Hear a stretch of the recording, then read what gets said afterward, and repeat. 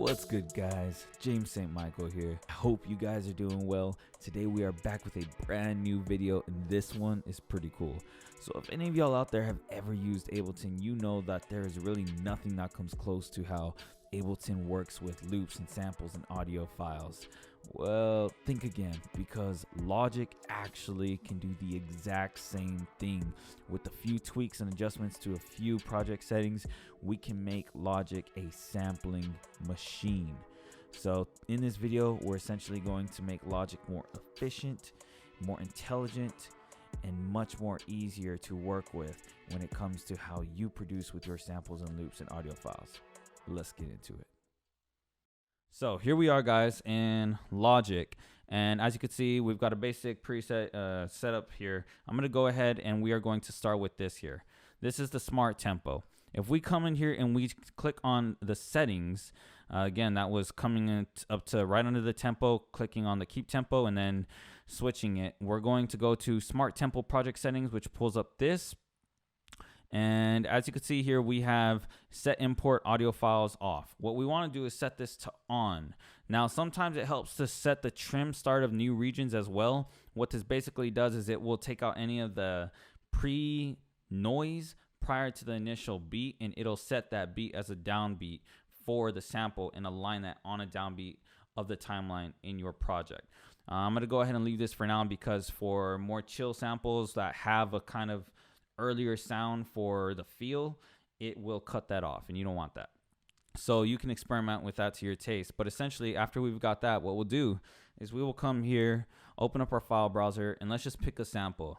I have a sample pack coming out this week called Nostalgia, which is really, really cool based on the nostalgic sounds from the 90s, late 90s, early 2000s. Anyone who's in their 20s, maybe early 30s will know about that feel. So I'm going to go and I'm just going to load up my sample pack here. And I will go ahead and just pick Zelda's Love Ballad. That's the original tempo, 130, which is what it was designed at. Now what I'm going to do, as you can see, we have it set for 150. So what I'll do here is I'll go ahead and I'll just drag this in. We'll drag that down there on 17, and it should conform it to 8 bars automatically. Look at that. If we just adjust this, 8 bars perfectly, and if Logic did its job right, it'll sound in time perfectly.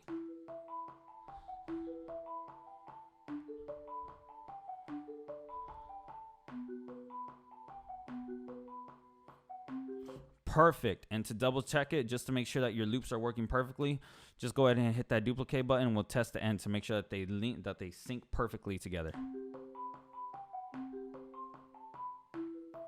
Perfect. So that is it. That's how Logic can better act like Ableton in terms of loops in your samples that you're getting from third-party vendors or whatever. Other producers such as myself or other producers out there. Be warned though, it does not always work. So this is the part where I'm saying, we're gonna make it like Ableton, but I'm letting y'all know now. I know some other another producer out there put out a video about this, and this wasn't mentioned. It will not work as best on longer regions. So basically, you kind of got to know the sample you're working with. I'll give you an example. Something that it wouldn't really work that great with is going to be, I'll go ahead and I'll pull up, let's see. I have this one here called Gengar. Gengar Was Always Trap. And I went ahead and dropped that in there. I know that this is a 16-bar melody, but you're going to hear how it didn't align it perfectly. And another reason for that is because if your loop has a lot of like ambient noise in it, it's not going to be able to clearly identify where those downbeats are. So I'll just give you an example right here.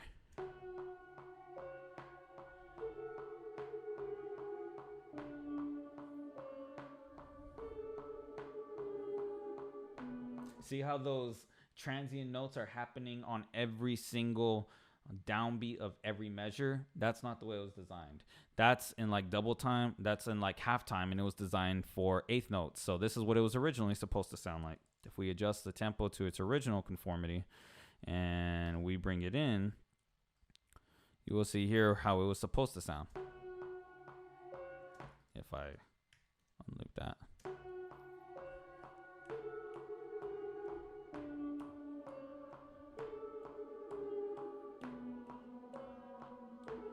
See how the transients are happening on the 1 and 3 of every measure, not just the 1 of every measure. So Logic sometimes with longer loops and loops that have more ambience in them, it's going to get confused and it won't be able to do it. Another example of that is going to be, we'll go ahead and load up one of my favorite producers, period, Fabian Mazur. So if we go into one of his sample packs, we will find, let's go to the chill one, because like I said, with ambient stuff, Logic doesn't really hang right there. That's kind of its weak point in this feature. So I'm just letting you guys know so y'all can kind of work with this and y'all can see how I work with these for y'all's productions. So we come in here and we'll go to tonal loops. Oh, this one's definitely going to do it.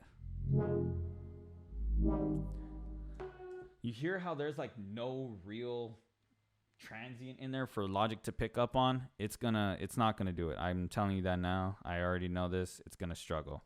So we put that there. This was originally meant for 120, but we have it in 130. Look at this. So if you look at this right here, it already didn't get it. So we've got this extra excess right here. I believe it's a 4-bar loop if I'm not mistaken.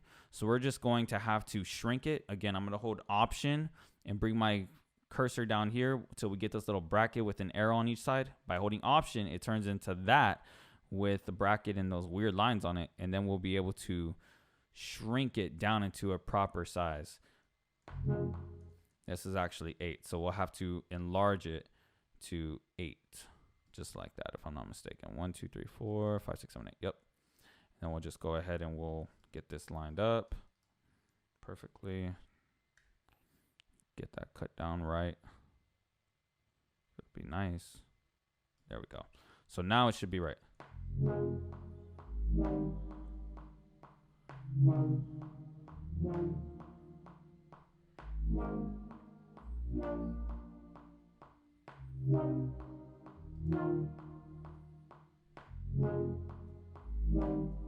Perfect. Beautiful. So that's the kind of workaround you got to do when working with certain samples in Logic. It's not going to get all of them every time, but that's not the sample's fault. That's just Logic's algorithm not quite being up to par exactly like Ableton's. So one way to prove that is we'll go ahead and we'll just go into Ableton here, and I've got mine because I was going to show it here. We've got this right here, the same one. I'll just go ahead and I'll erase that. We've got this set for 144. It's not the original sample's tempo, but that's the point. I'm going to show you how Ableton will do it the way that we want, so that way you can understand it's not the samples, guys. It's just the algorithm. So we will go in here and we'll find Gengar Was Always Trapped. Bam, perfect. Dragged it in. Ableton found it to be 8 bars exactly.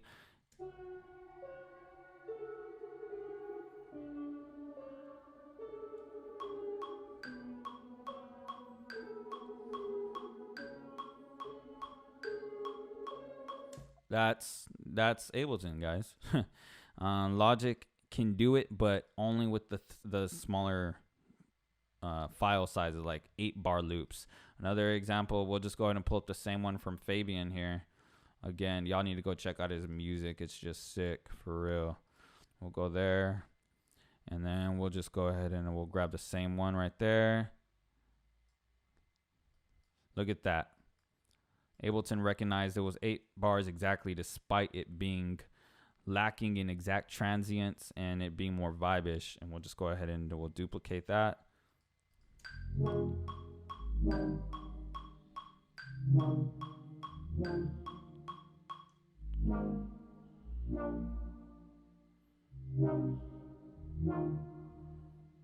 So yeah, Ableton killed it right there with that FM loop.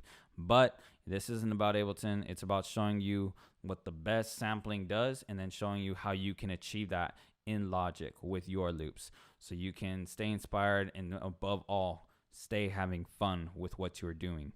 And just to rephrase that, you're going to want to go to the Keep Tempo, Smart Tempo project settings. I leave it at Keep Project Tempo. If you want to adapt it to the tempo of the region, you'll just select that one. I'd stay away from automatic unless experimenting, just because it can vary back and forth a bit. And then you'll go to set imported audio to on and align bars. If you want to play with the trim to starter regions, that's cool too. And then of course, for those oddball samples, you're just going to want to exercise that option and then dragging of the sample to the proper amount of bars that it is, and making sure that the flex and follow is always on for the regions. That way your project regions are conforming to your project tempo. So that's it, fam. I hope you guys enjoyed this video with the tips on how to best set up Logic to do this and how to work with those few samples where this won't automatically work with. If you guys enjoyed this video and found the content helpful, please do consider subscribing and liking the video. If you have any questions or y'all just want to chat about this, please do leave them down in the comment section. I respond to every single comment.